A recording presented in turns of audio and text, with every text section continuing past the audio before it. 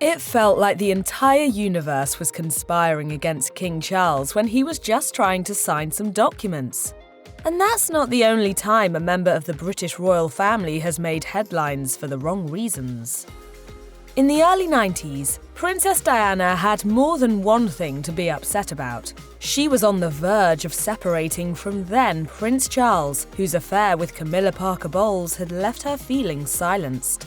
Furthermore, she was struggling with the relentlessness of the press.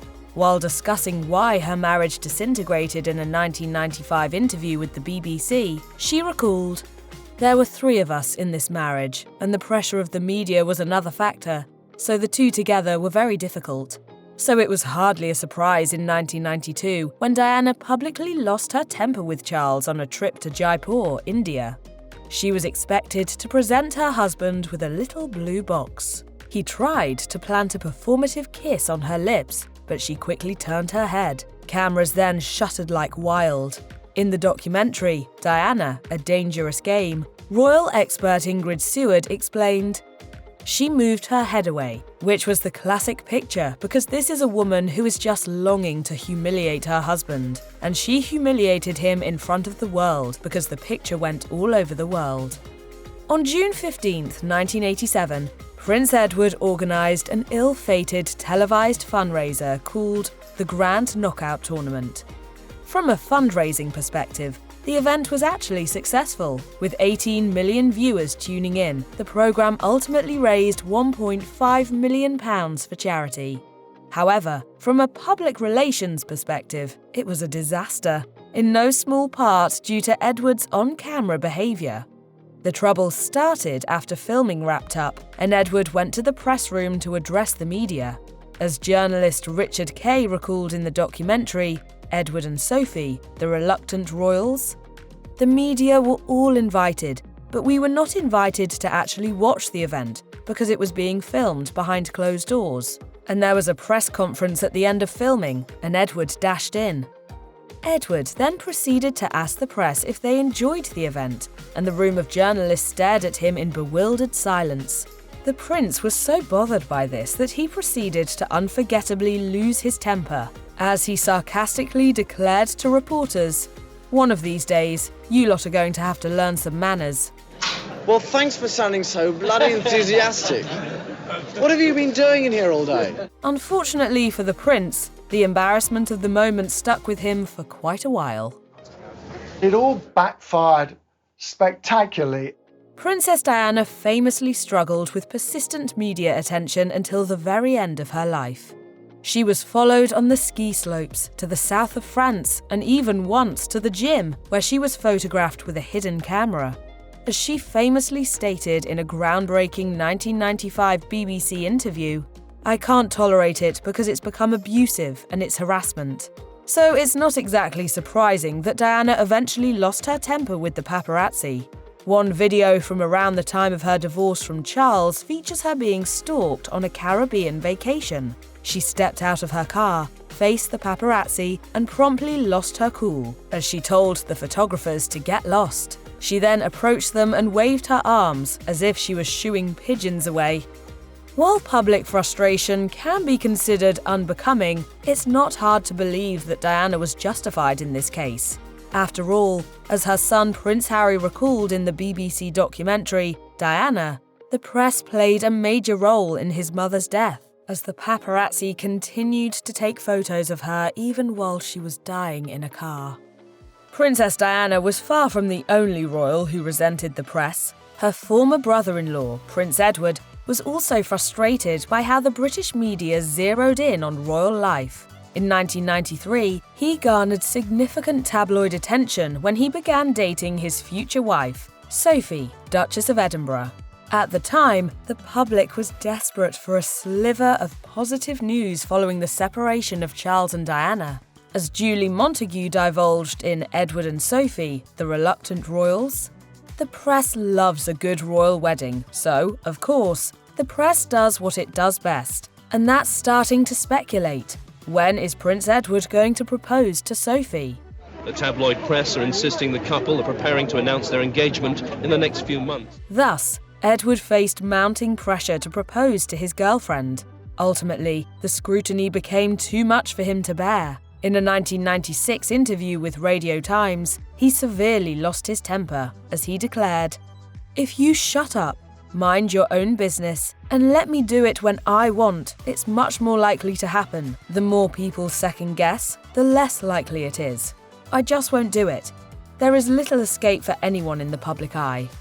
The late Prince Philip took things even further than his son did when he cursed at photographers during a commemoration of the 75th anniversary of the Battle of Britain in 2015. He was expected to pose for pictures along with several veterans. But as the photographers were taking their time setting up the perfect shot, the prince began to lose his patience as he grumbled.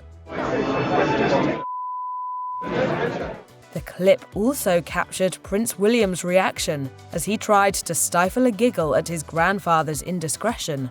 Interestingly enough, this wasn't the only time that Philip lost his temper in public. In 1997, he reportedly cursed at a Cambridge University car attendant for failing to recognise him, as he called him a bloody silly fool. And on numerous other occasions, Philip has made comments that reflected his lack of a filter. As reported by The Guardian, he once attended a wildlife protection event where he asked a fashion worker, "You're not wearing mink knickers, are you?" And when talking about death, he once reportedly stated, "In the event that I'm reincarnated, I would like to return as a deadly virus to contribute something to solving overpopulation." Unlike his grandfather, Prince William seems to be highly aware of his duty to represent the crown appropriately. As royal expert Clive Irving noted on the Channel 4 documentary Queen Elizabeth: Love, Honour and Crown, the Queen has this very clear, dedicated sense of duty. All those around her never measure up to that at any point. I think you have to go to William to find somebody who seems to have the same sense of what it means.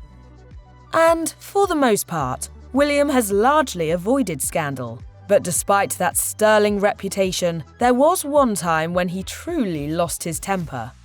He was out with his children enjoying a bike ride on the Sandringham estate when he spotted a photographer in their vicinity.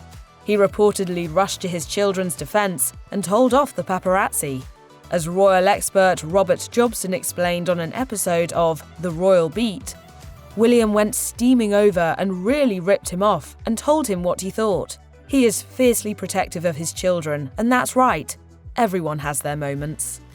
From a certain perspective, Princes William and Harry might seem like dueling brothers who have little in common, but they're both clearly protective fathers.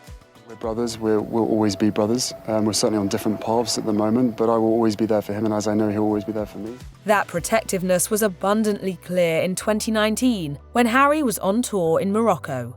During the trip, he and his wife Meghan Markle enjoyed some local food in front of the cameras. But things quickly turned sour when one aggressive cameraman bumped a child with his equipment.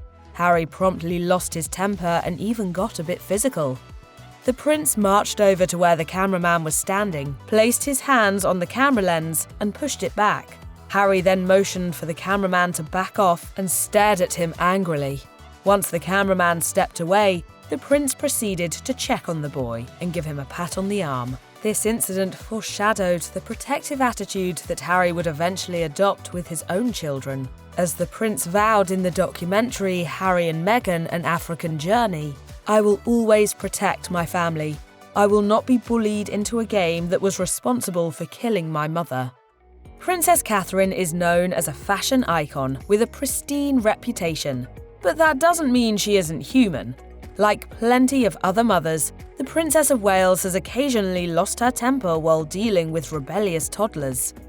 When Catherine's sister Pippa got married in 2017, Prince George was the designated page boy. He was thus responsible for leading the other children in throwing confetti in front of the newlywed couple following the ceremony.